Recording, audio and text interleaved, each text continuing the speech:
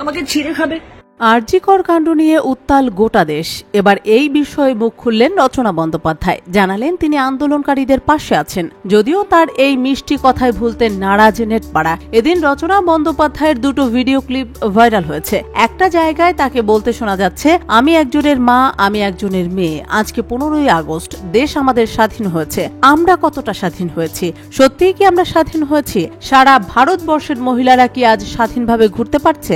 দিল্লি, উত্তরপ্রদেশ, মধ্যপ্রদেশ, মণিপুর, একটার পর একটা ঘটনা। আমরা মেয়েরা কবে স্বাধীনভাবে ঘুরতে পারবো, এটা সবার আগে প্রশ্ন। তিনি আরো বলেন, কলকাতার আরজিকরের এই ঘটনা অত্যন্ত নিন্দনীয়। ভাষা প্রকাশ করা যায় না যা ঘটেছে। আমরা আওয়াজ তুলেছি, আমরা প্রতিবাদের সুর তুলেছি, আমরা রাস্তায় নেমেছি। আমি আপনাদের সঙ্গে আছি। এরম মহিলাদের আওয়াজ মনে হয় না ভারতের আর কোথাও আগে উঠেছে। আমি সব মহিলাদের স্যালিউট জানাচ্ছি।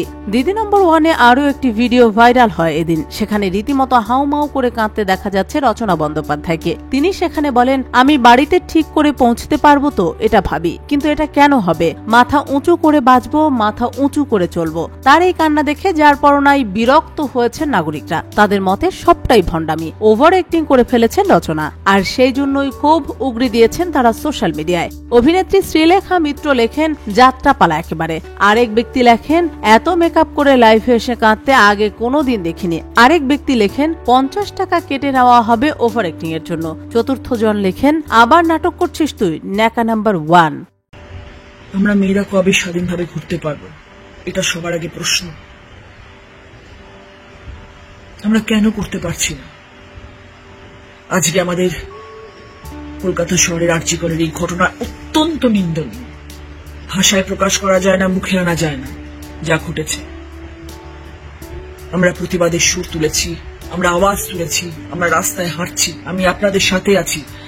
এই রকম মহিলাদের আওয়াজ আমার মনে হয় না ভারতবর্ষের আগে কোথাও উঠেছে। সাবাস সেই জন্য সব মহিলাদেরকে আমি স্যালিউট জানাচ্ছি। তাই জন্য আপনারা যেটা করেছেন, আমি আপনাদের সাথে আছি।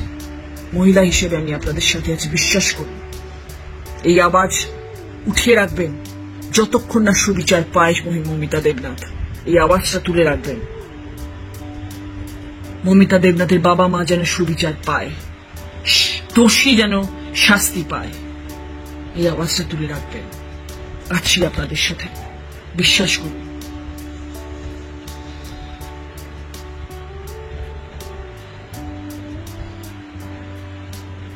দিনের শেষে যখন রাত করে ফিরি, কাজ করে ফিরি, তখন গাড়ি করে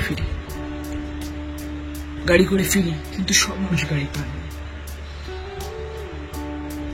অনেক মানুষ, অনেক মেয়ে রাস্তা দিয়ে হেঁটে ফেরে, কেউ বাসে ফেরে, ঝুলতে ঝুলতে ফেরে, কেউ সকাল ট্যাক্সি করে ফেরে, কেউ অটো করে ফেরে, অনেকে অনেক কষ্ট করে ফেরে। তারা যখন ফেরে, আমার শুধু মনে হচ্ছে, ঠিক আছে, তাদের হয়তো এখন মনে হচ্ছে যে আমি বাড়িতে ঠিক করে পৌঁছবো তো, আমি বাড়িতে ঠিক করে পৌঁছতে পারবো তো। কেন হবে বলুন তো? এটা কেন হবে? মাথা উঁচু করে বাঁচবো, মাথা উঁচু করে চলবো। আমি তো একজনের বোন, আমি একজনের মেয়ে। পুরুষ মানুষ আমাকে দেখে সম্মান করবে, পুরুষ মানুষ আমাকে দেখে আমাকে বাঁচানোর চেষ্টা করবে। আমি বিপদে পড়লে আমার হাত ধরে আমাকে বাড়ি পৌঁছে দেবে। এটা তো পুরুষ মানুষের জাত হওয়া উচিত।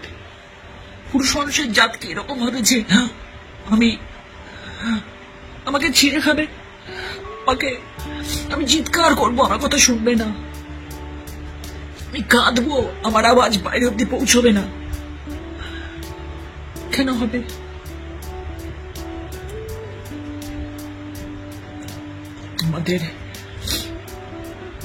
আমাদের একটা কঠিন স্টেপ নিতে হবে। কঠিন স্টেপ কেমন? বিচার ব্যবস্থা এমন হতে হবে, ভারতীয় সংবিধানে বিচার ব্যবস্থা এমন হতে হবে যে কোনো মেয়ের দিকে কোনো পুরুষ নজর দিতে পারবে না। তাদের শাস্তি এমন হবে যে তারা ভাববে যে আমরা কি করেছি, কি করব, ভাববে যেটা আমরা করব কিনা। এইরকম শাস্তি হওয়া উচিত। সেই শাস্তি যতদিন না হবে ততদিন আমার মনে হয় না যাদের এরকম কুনজরের লোকজন আছে, ছেলেরা আছে, তাদের কোনোদিনও মনের কোনো পরিবর্তন হবে। ভেরি সরি, মানে আমি ভেবেছিলাম আমি অনেক কথা বলবো, কিন্তু আমি পারলাম না বলতে। Sorry for that. কিন্তু আমি আপনাদের সাথে একমত। আপনারা যারা এই প্রতিবাদের সুর তুলেছেন, এই অন্যায়ের প্রতিবাদ হওয়া উচিত।